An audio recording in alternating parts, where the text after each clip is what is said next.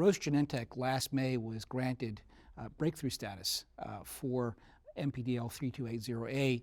Of course, it's not clear what exactly the FDA means by breakthrough status and what level you have to achieve, but they've designed a large phase 2 trial with 2 different cohorts of patients. One were platinum ineligible and the other were patients who were platinum failures. It's going to be very, very interesting based upon what you said before about the issue about chemotherapy, whether those platinum ineligible patients who are chemotherapy naive will respond or not, because we may see a very, very different pattern based upon what their prior exposure to chemotherapy or other agents was.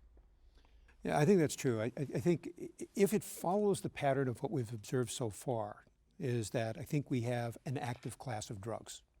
And then to try to decipher out what might be contributing to activity is a good problem to have, so to speak, as we move forward.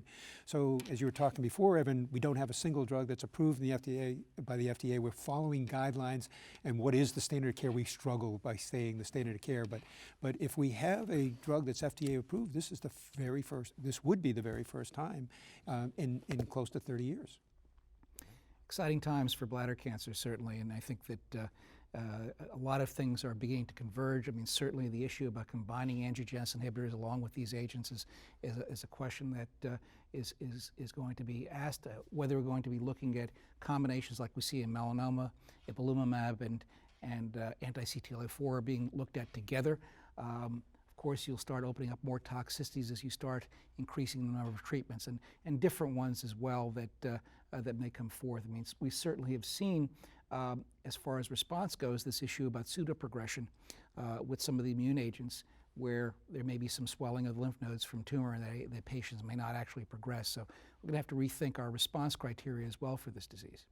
Absolutely. You know, and actually that goes back many years. In monoclonal antibodies, we'd see growth and then regression of disease. And what are we seeing? Most likely, we're seeing infiltration might be part of the growth, or it's taking time for the immune system to really respond to the antigens of importance. So you're right, we're going to have to decipher through these, but on the other hand, when we're looking at response, we're no longer talking about how much in terms of reduction of disease, we're looking at benefit for periods of time, and that also is really important. Yeah, I mean, the nice thing is that the current set of clinical trials that are ongoing with checkpoint inhibitors take into account potential for pseudoprogression. Right. So you can treat beyond that initial progression right. and wait till the next time point to see if you might be dealing with pseudoprogression. So exactly. I think that's important to account for. Exactly.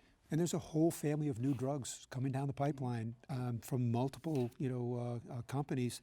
And so, although there's only 2, for example, that have been used in melanoma in combinations, we're going to be looking at multiple combinations in the near future. And that's why dissecting out the mechanisms of response is going to be so important for us as we get into that next generation.